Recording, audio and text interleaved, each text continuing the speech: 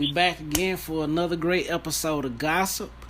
Today we're asking the question, what was it like, or what was it that gave you the awakening? Like, what was the dawning period in your life to where you felt like things were not what you were, as they was taught to you, or things were just different as you perceived the world? Um, I would say, honestly, most of, I think, my adult life, something registered within me that either I didn't fit into, like, what was considered normal around me. Just energetically, I just always felt different. I felt the things that were important to me weren't important to a lot of other people. I felt like I was seeing things, and when I say seeing things, just kind of seeing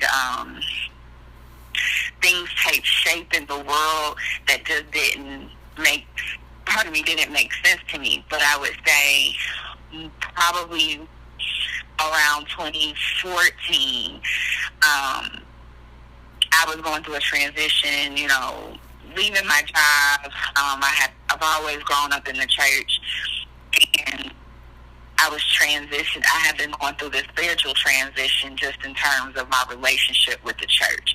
So about 2014, there was an idea introduced to me, knowledge of self, by a friend. And I was like, he instructed. He was like, stop reading the Bible. He was like, you ain't got to go away, just stop reading it. And he started, sharing with me different texts and different videos of our history. And I think that was really the moment where I was like, wait a minute. No wonder I felt like this stuff wasn't real, because literally it's just been an illusion of lies. And of course with that came anger and frustration, because religion being my foundation, Christianity being my foundation, and not just, we went to church every Sunday. We did, but there were parts of my life when I would visit certain family members where we would go to church literally Monday through Sunday. Holiness background. So I always felt kind of weird, like I said, with the church aspect. I felt like there was a lot of hypocrisy more than anything, even just as a child. So when I started to look at the history of religion, the history of Black people in America, and how we, were indoctrinated, it made sense that I was not connecting. But, so I kind of went on this journey, not little, but I went on this journey, and I think, probably around the same time, 2014, 2015, I recall one day, like, riding with my mom, and I just felt like I was being torn in two. I felt like what was inside of me and what I was experiencing, what was required of me in the physical world, and what I felt intuitively or, just within me internally, just wasn't jiving. Like I said, it just felt like I was being torn in two. Like the person who I was in the world was not the person who I was spiritually. And then probably around 2015, I just started feeling heavy.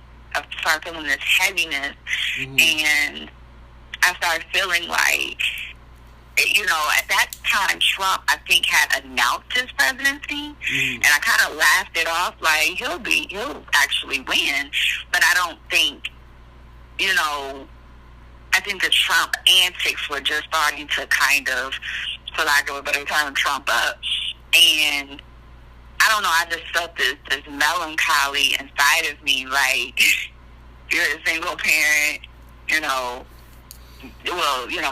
my daughter's father doesn't live in the same state with me. I live in a city where, there's family here, but realistically, I'm responsible for protecting my daughter, who was like a preteen or something like that, and my elderly parents, and thank God my parents are of good mind and, physical health for the most part, but I start feeling like the responsibility of being a woman, a single woman in this world, and I felt like it was going to definitely get worse before it got better. Right. I'm like, you know, it's about to go down. I don't know when, where, how, what it looks like, but this is not the time to be by yourself, or, you know, at least in the broader sense, without community. Right. Because you can't force, you know, a partnership or a relationship with someone, and I wasn't in the space or position or even, you know, circumstance that would usher in that type of, you know, partnership of protection. So, you know, it's like, well, what do you do? I started feeling the urgency. This question: what gave you the realization that something was about to go down, and then is that the same realization that made you realize that community or maybe a man is important? Like, help me out with that. Well, I would say there wasn't any particular event. All I can really do is describe, like, the day. I was actually at my mom's house, and I was staying with my parents at the time, and I just remember going outside. It was a beautiful day outside.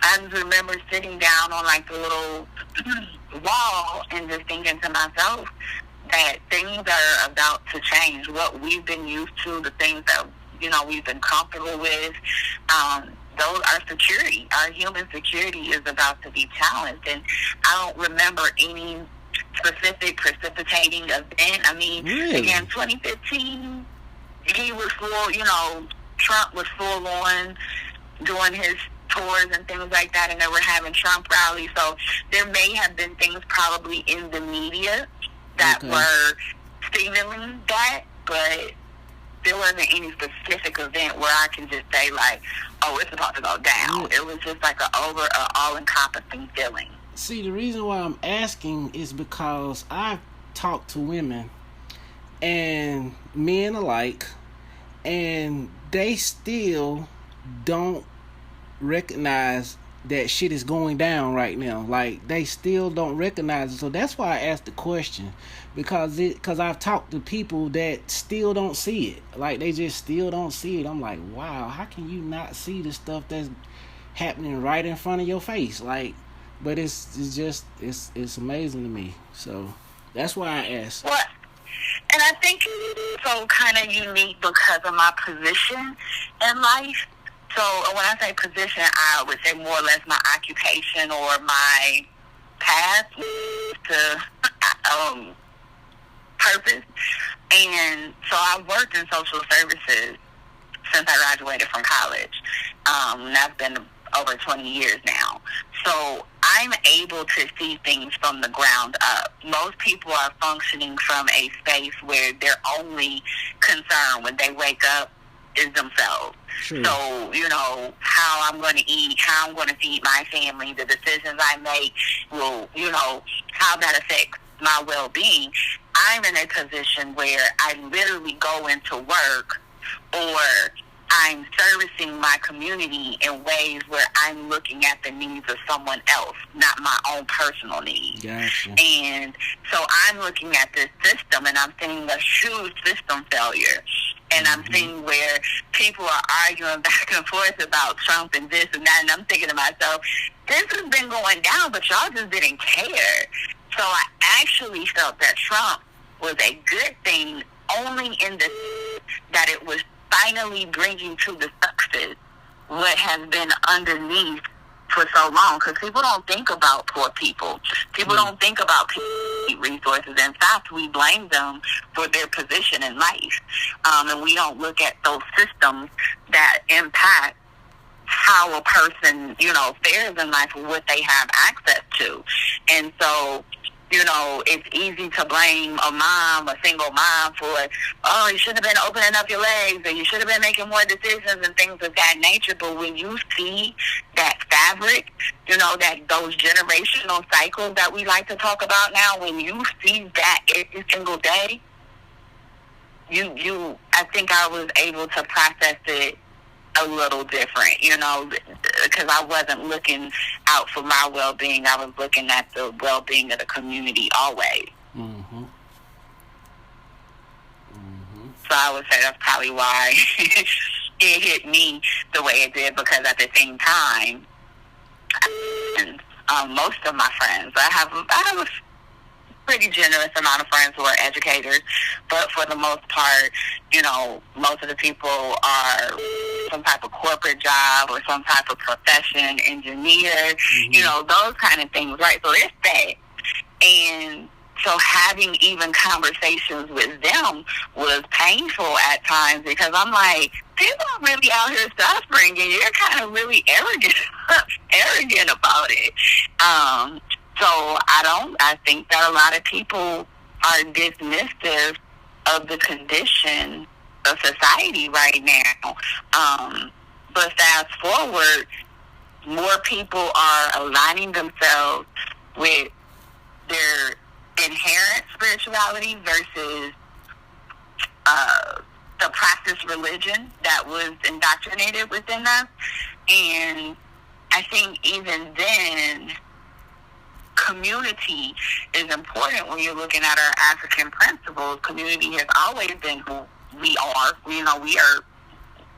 When you look at where we came from, not even migrated from, but where we were brought from, it was very community-based. It was about we. It was about a system of sustainability that was about we. America is 100% individualistic. Everything is about I.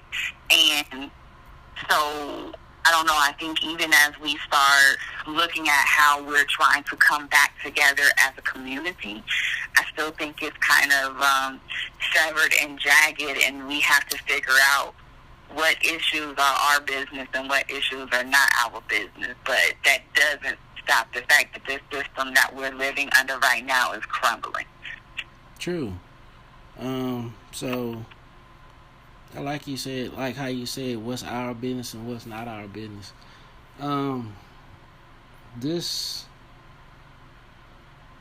This war that is going on is really trying to figure out the right word.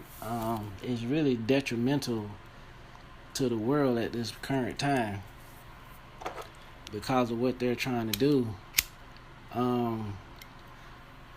The great thing about it is that we can get more about our business.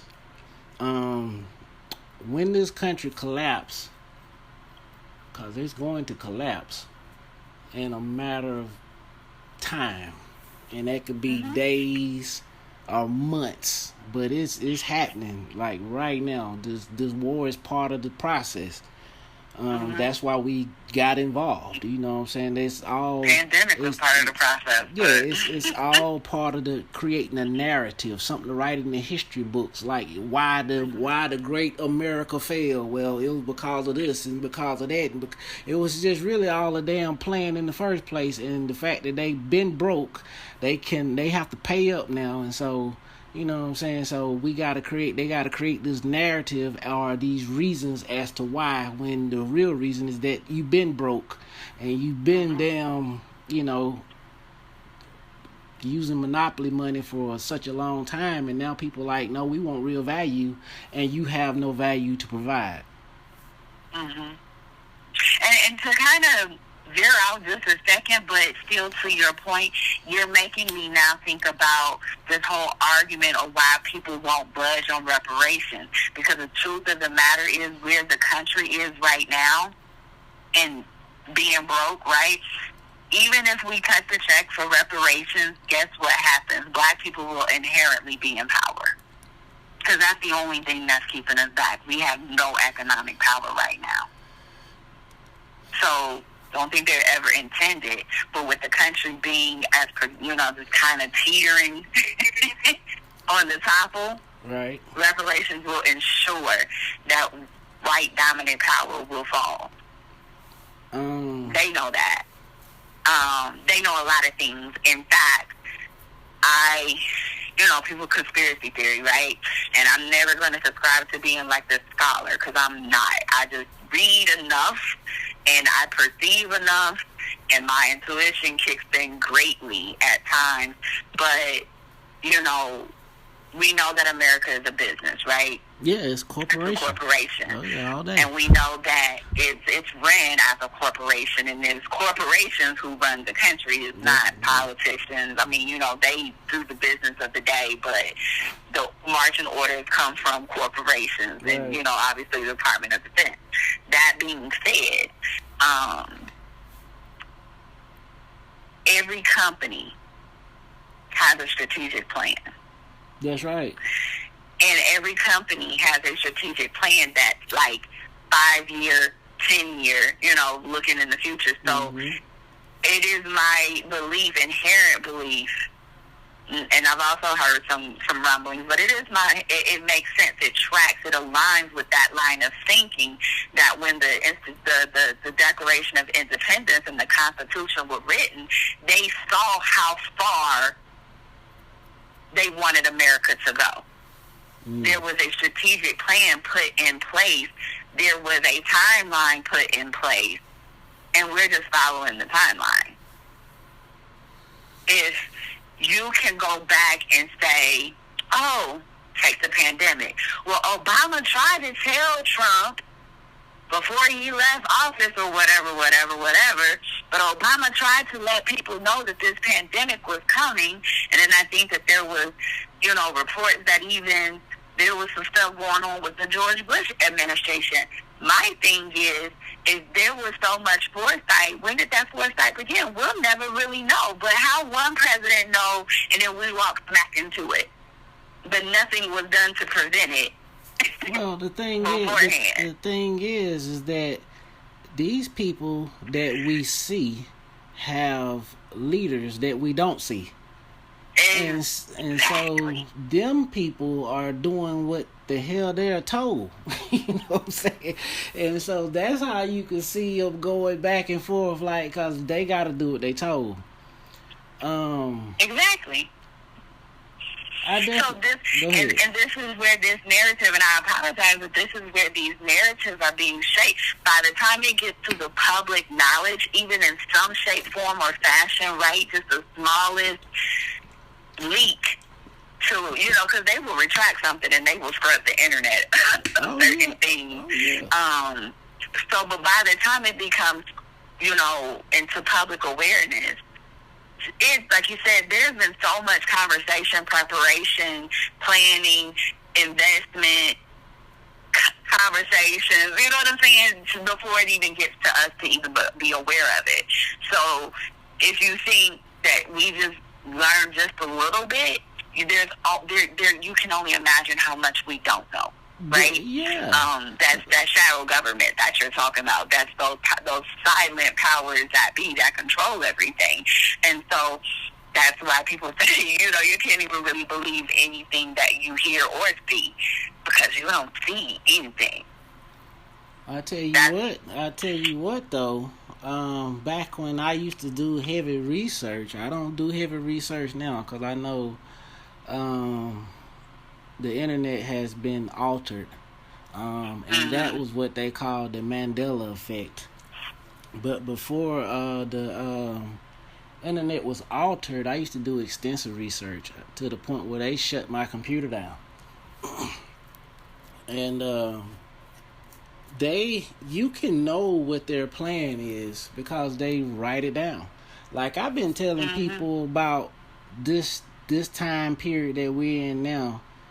I was telling people back about this shit back in like 99. No, I take that back. Probably about 2002. You know what I'm saying? Because, you can read it. Shit, that's a matter of fact, 20-year plan. So you can read it. You know what I'm saying? Like they write all this stuff down, and if you do the research, you can find out what they're planning. Now, when I read it back then, did I know it was gonna happen? Like right now, no, I did not. But I just knew it was coming. You know what I'm saying? I'm like, these people don't take the time to do no shit that they don't plan on manifesting. Like these people plan to manifest the shit that they say. It's not they don't move like we do. Like sometimes we say shit, but we don't necessarily do it. These not that type of people. When they say some shit, they plan on making it happen. And so because well, you know, you got to go back to September 11th. Certain events show us what is really going on. But it's interesting when you just said, you know, you were doing this research. And this is how they shut down our senses.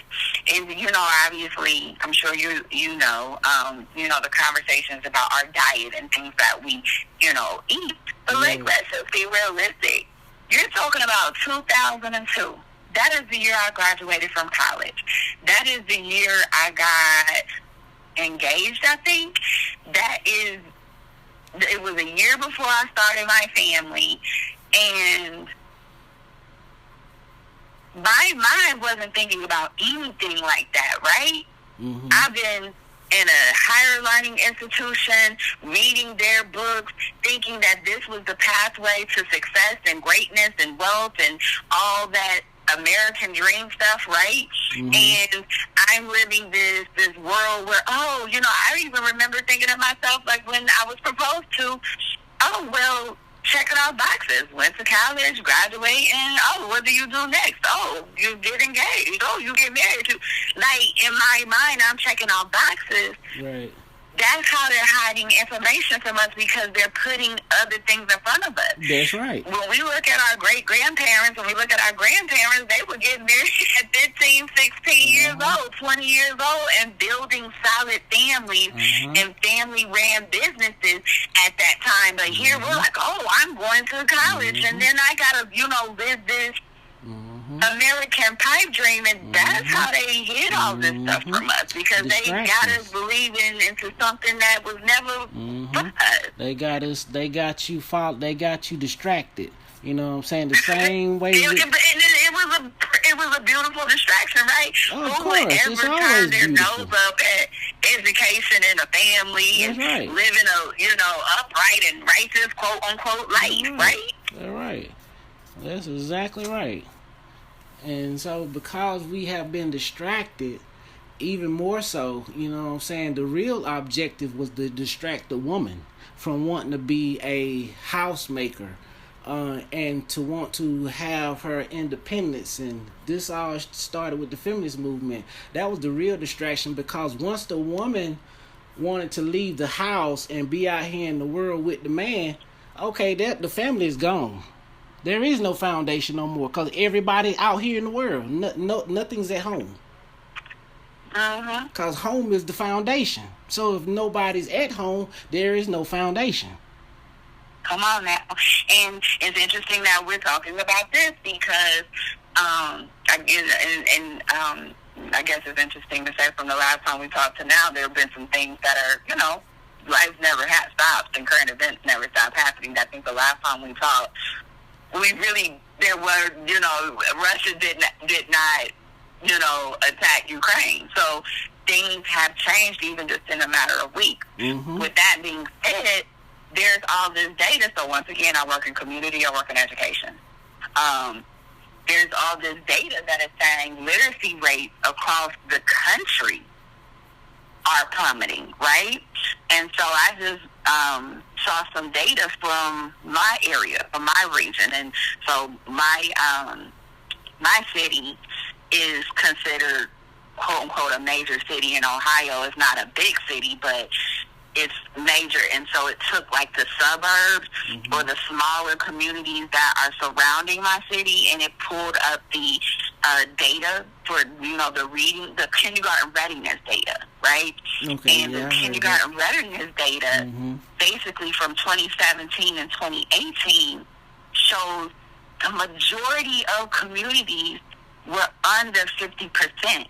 Like, I'm talking about even some of the quote-unquote white communities, suburban communities that we're used to seeing in my area being at 25%, 26%. And, of course, I'm in an urban school district. That's an impoverished school district. So we're at 25%. And this was 2018 data. now that you've had the pandemic and you've had a separation of learning, right? Because we become totally dependent on the schools to educate our children. Now that there's been this loss of learning, as they're calling it, you can only imagine what those rates are now. But once again, I've been in a position to watch the falling and the dismantling of public education. And so when you don't have an education system, how can you even compete globally? How can you prepare your citizens for anything if most of them can't read? So let's go back to what you were just talking about, feminism, taking the woman out of the home. And I'm not saying women can't do the thing. We've always done the thing. Come on now, we're the originators of civilization. We've always had the ability to do the thing. That's right. The point is, when we have created a society that has oppressed the woman and not empowered her even as someone who is a homemaker who takes care of the kids, and she feels that she can only have purpose outside of the home. Now you have couples who want to be... I'm gonna interject now, and I really don't mean to, but to hit right with where you talking about, the woman was never oppressed. What they did, you came right back around to it. They gave her a new objective. Yes. See, her objective changed. See, she was focused on being at the house and taking care of the kids. They created a new objective for her, and she did it. Exactly. Well, and so what we're saying now, so let's bring that back around. What we're seeing now, and that was the point of me saying all of this data, white communities, black communities, unless they're extremely affluent communities, they're failing at literacy. Why? Because people are focused outside of the home and not what's going on inside of the home. My grandmother was not educated. However, out of the 8 children that she had, this is my guiding light right now in life. Knowing that out of the 8 children that she had, my mom being the 4th born, which made her the 2nd daughter, which she told my mom, you got to get your education. So my mother graduates from high school, and then she migrates to the north in the Great Migration of 1965. And my mother became the incubator of the family. What I mean by that is that all of her younger siblings came and lived with my mom. They graduated from high school. Then they came and lived with my mom, got their feet off the ground, then had their kids. My mom had her kids go to college. And all that was just a tiny seed that was planted from my poor grandmother with 8 kids and no education. So it doesn't matter. What we're saying now is, families don't have education in their home, which means that their kids can't succeed. That's a lie. That's right. That's right. That's a lie. That's right. Because a lot of our grandparents and great-grandparents and great-grandparents and ancestors couldn't read because they were enslaved and they were not permitted to, but we were still able to get to where we needed to be. Come on. So that's a lie. But, so, like you said, they took the focus out of the home. My focus, I want to be Barack Obama and Michelle. Like, I want to be a Christmas card. I heard that. But what are you doing to ensure the sustainability of your kid? And I'm not talking about, because we're heavy on the generational wealth. And yes, that is very important, because somewhere down the line, we wanted to do something different than what God gave us. So we had to relearn what was already given to us, was the fact that we could be sustainable without being integrated into their system. That's right. And now we're like, oh, shit, we got to be sustainable without integrating in their system because their system sucks like shit. Exactly. Like, we keep wandering around the desert. Does that sound familiar? We keep wandering around the desert because we let them tell us what our goalpost is. And they're going to continue to move it because they know that when we get a good grip on things, it's game over for them. Yeah, they can't even read. So therefore, they always move the goalpost. So they always move the goalpost. And so, like, to go back to like the Like, I'm an advocate for the Declaration of Indigenous People Rights. Like, let's begin to set these institutions up. It gave us the right to create our own government, schools, and everything. And part of this, to be honest, is to break up the system. The system is breaking up, and when they break this thing up, they're gonna break this country up into districts. You will need a passport to go from state to state because it will no longer be called a state. It will be different. It will be countries. So you will need a passport to go to move amongst districicts. And well, here's the thing, though. Huh? So your point is not necessarily a bad thing, because let's just be honest. That's why I'm getting this at. America that we're living in right now cannot meet the needs of every individual demographic or group that is represented. It just cannot. It's impossible. Everything finna be broken down. Finna go into the breakdown. And so things are going to change on a much smaller scale.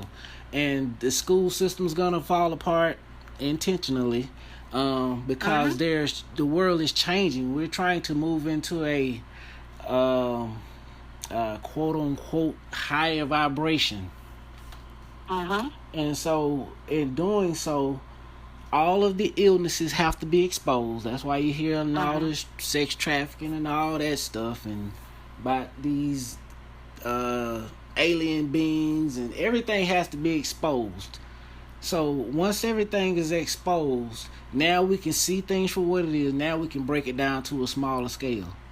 It's like it's just like building anything. You know what I'm saying? If the phone, if it's already put together, how you gonna know how? Well, you got to break it down. Yeah. And here's the thing, though. You and I are talking about this very fluidly. I will definitely defer to you in terms of your research and your study.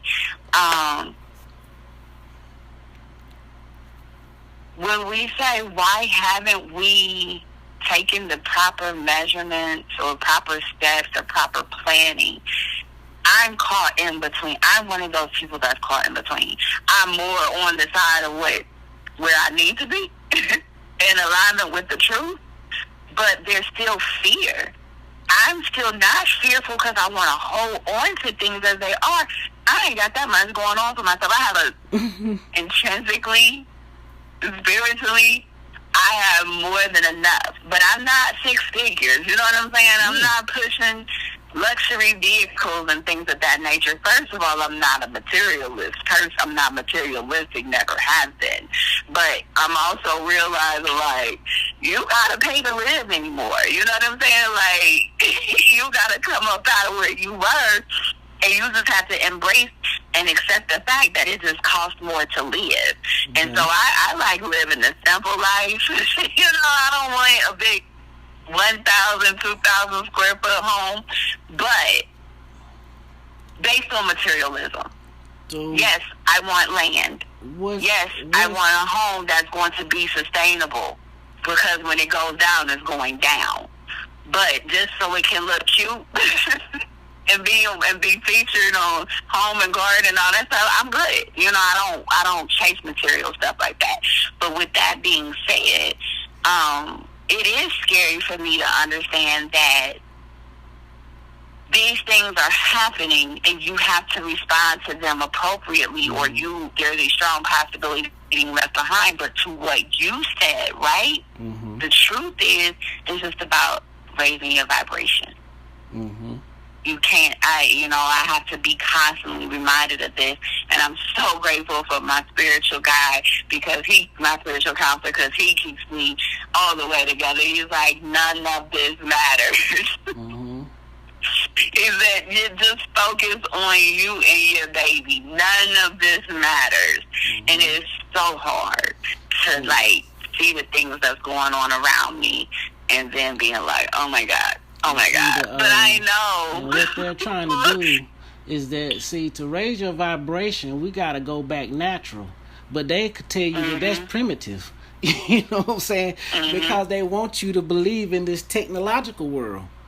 You know what I'm saying? This is where they want to make their next big trillions of dollars. Like, this technology. So they like, don't be primitive. Let's do technology. You know, they really want us to go that way. You know what I'm saying? But to raise the vibration, we got to get back in nature. We got to start back getting our hands dirty in the soil and growing our food, talking to it, going out there talking to the trees, touching the trees. You know what I'm saying? Putting our feet in the grass, like to ground ourselves. Like we really got to get back in nature.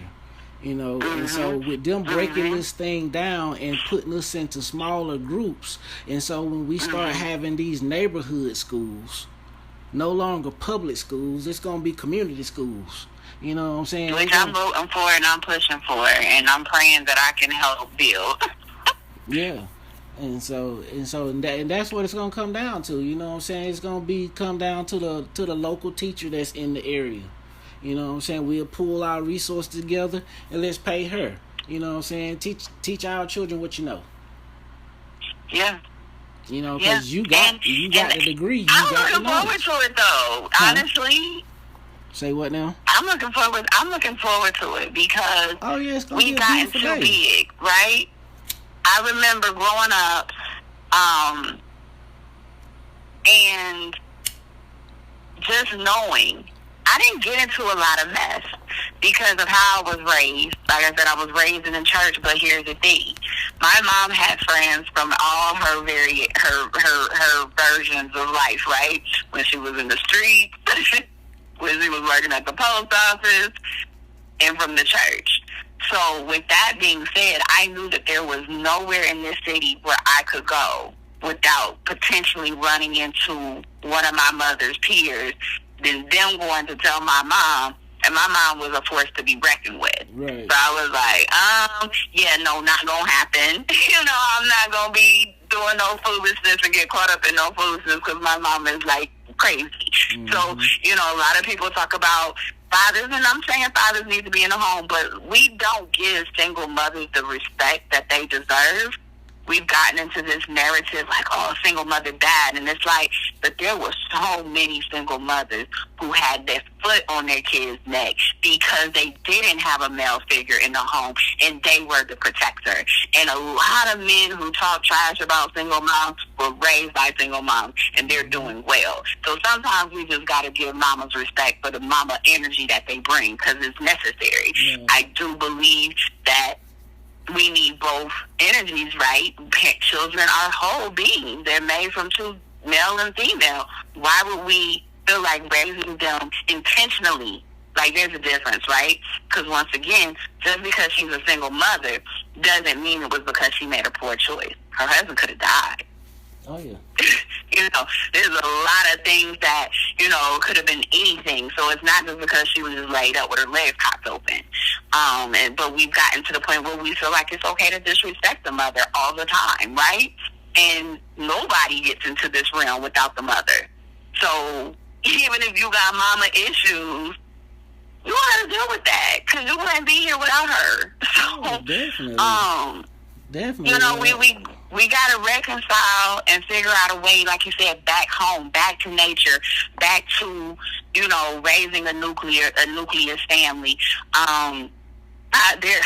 Even just getting into that right now, Happy International Women's Day was yesterday, right? Mm-hmm. And I see one of the popular black sports outlets do this thing where they're posting pictures of female athletes and their families or their partners, but they're scribbling out the faces of their partners and male children, their male partners and male children. How weird is that? Mm-hmm. What are we psychologically doing to ourselves when we entertain that kind of stuff? Like, we're engaging in psychological warfare through memes and we don't realize it. Yeah. Why? I think people are, they put a lot of, we have been programmed through the subconscious to do a lot of things that we consider fun, but it's evil low key.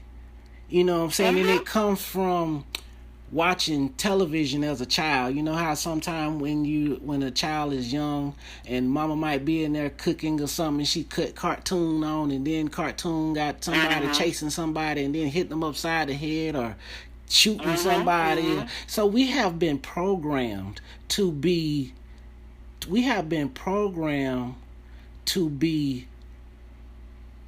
violent. Dysfunctional. Violent. Yeah, dysfunctional but violent. See, violence is not just physical, it's tangible and intangible violence. And so why we do this? Because we've been programmed and we're not mindful.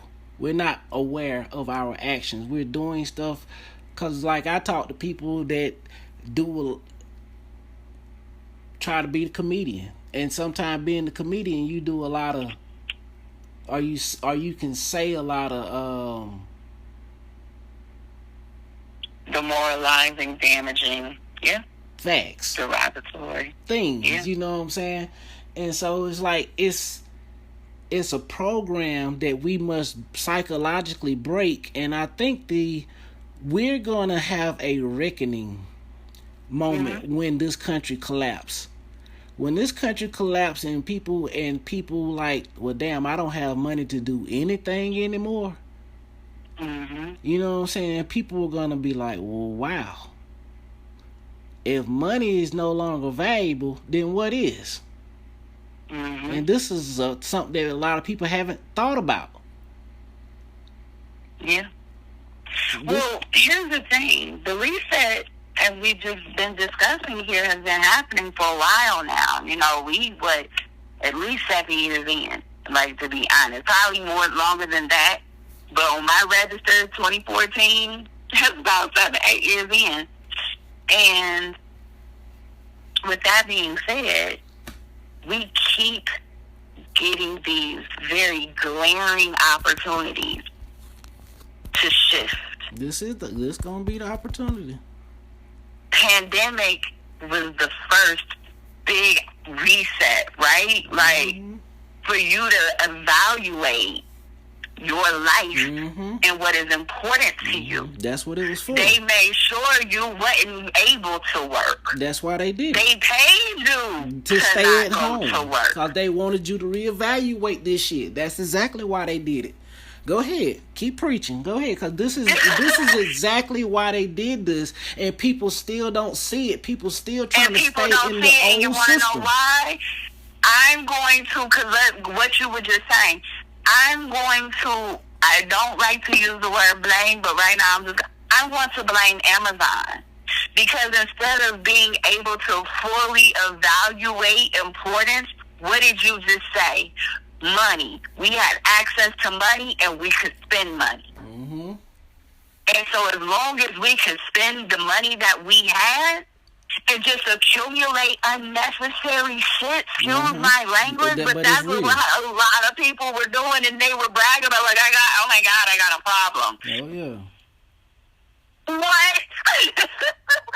We could have built a whole community with the money people spent in it. You want to know why we could have been? Because Jeff Bezos put it in our face.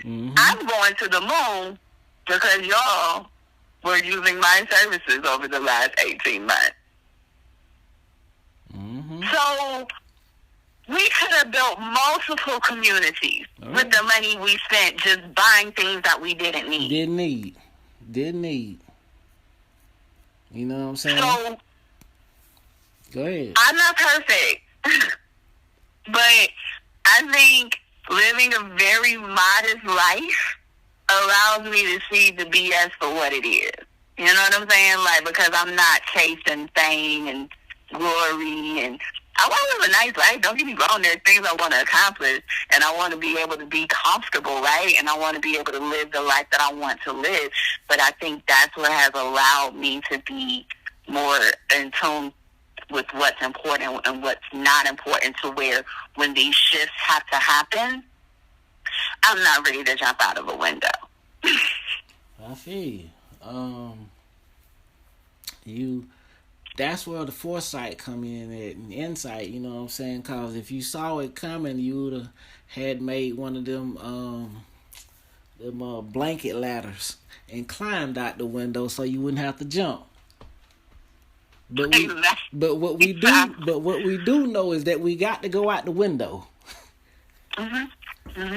So we know we got to But go out the I window. feel there's a shift, though. You know, as we're talking about this globally, I don't think as a whole the Black community is ready for what's happening. No, but I no. think that there are many, many, many individuals who are seeing things for what they are. Mm-hmm. And even if they're not speaking to it, they're moving in such a way that will hopefully be, you know, lend itself to sustainability. I mean, seeing that they're African American, I prefer the term Black, but I know there's all these different terms that we can, you know, identify as. However, I know that there's like maybe 10 Black investors who bought land and are starting their own town. Let me speak on this for 1 second. I don't mean to cut y'all, but I want you to come back to it. I want to speak on this for 1 second because you're like African American, Black. We're not Black people because, well, I'm sure you know that Black is an adjective, and it means pale, or white, or blanc. It's blanc in Spanish, Blake in Greek, it's spelled B-L-A-K, and it all means pale or bleached. So we're not Black people. What I'm gonna tell you what I had found a long time ago when I did some serious research. I found out the first people that far as what that has ever been known were known as the Ebony people. And I was like, wow. And when it dawned on me, I was like, that's why they say we speak Ebonics. Ebony Phonics. I was like, actually, and it's crazy, yes, Ebony Phonics. Exactly. And I'm sure you know was founded or coined, right, by, and I guess that's why I'm like, whatever people, because, you know, there's people who say melanated, there's people, I've never heard Ebony, like, in current, use, right, when we're talking about I identify as, or I'm this, or I'm that. Ebony is not a term that is being used less, unfortunately. You know where I see it. I'm not even going to say that. You know where I see the term ebony the most. Yeah. If I were to see it. Yeah. But, and I think, you know, it's when you have people who cannot connect themselves, and you and I have been talking offline about this haplogroup, right, in our DNA. And when you have people who cannot connect to their origins, it's hard to connect to the right or the most accurate term for who we are. Because can you even say that all of us are Moors? Because the Moors will believe that we are. Well, okay. So, I'm gonna speak on that because the reason the United States. Okay, let me take it back for a second. Moors was the last. That was the last known. That was our last. God damn, how can I say this? Morocco, which is the United States, right? The occupants of Morocco are known as Moors. So by default, we'll be Moors. But this is where people get things a little congealed. The so-called Black people in America are a conglomerate of people because where I stay is also known as the center of the world. And a long time ago, it was an area called the World Trade Center. And the reason why they called it the World Trade Center is because people from all over the world come here to trade. And so a lot of the so-called Black people in America are ancient Mayans. These people they talk about disappeared. Ancient Egyptians, which they know for a fact we are, because I've read books where they talk about that we dread the day they figure out the day the Egyptians. You know what I'm saying? Like they know who we are. You know what I'm saying? And so by calling yourself a Moor does not take away you being a Mayan. It does not take away you being a Chinaman. Because China too mean burned. All these words just mean to be dark or burned. China or China, Japan, to be burned. Ethiopian, Ethiopia. Like all these words mean to be dark. Mm-hmm. So you can call yourself whatever because you're connected to the world. You could be Russian if you choose. And that's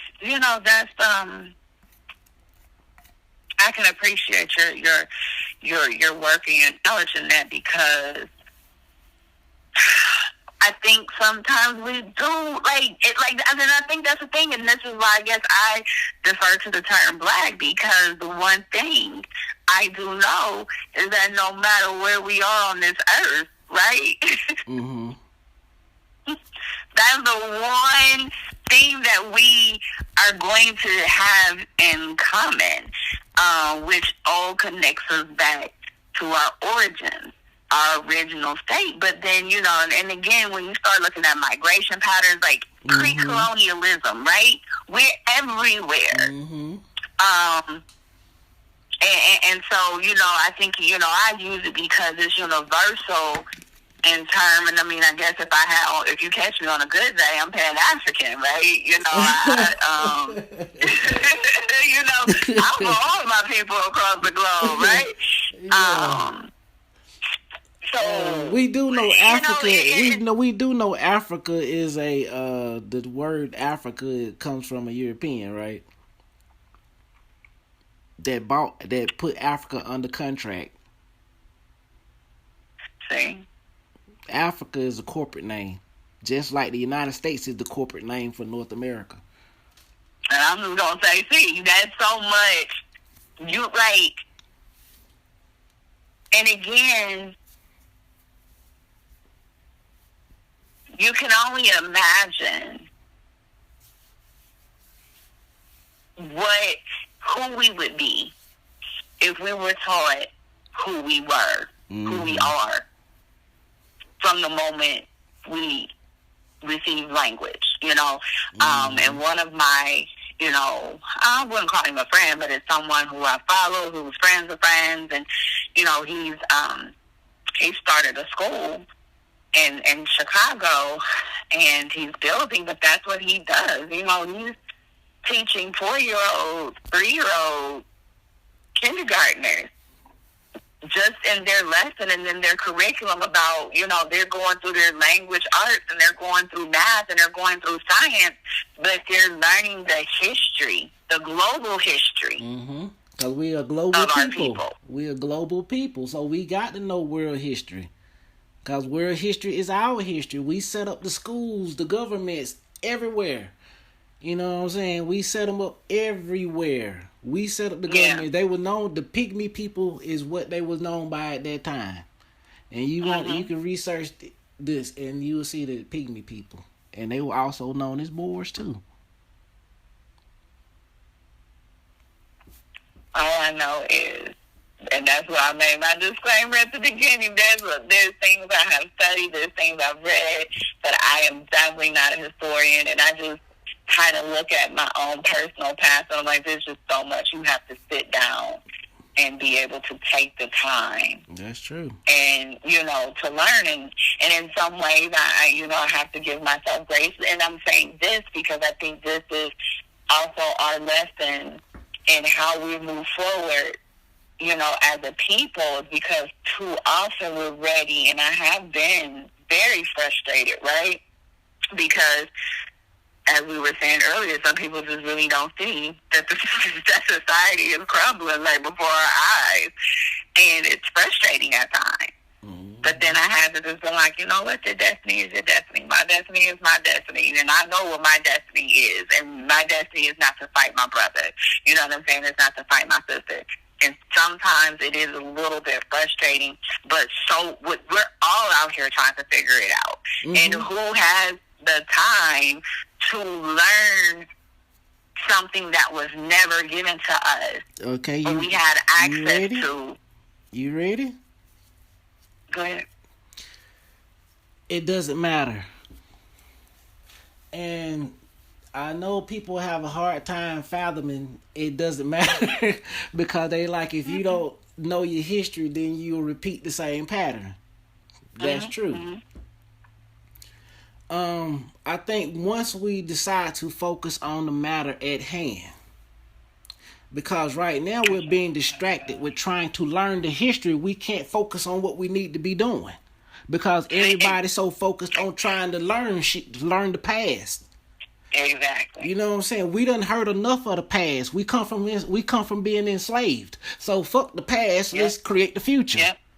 We done heard enough. That's what you're saying. If we got to return to the past, it needs to be connected to our nature. That's right.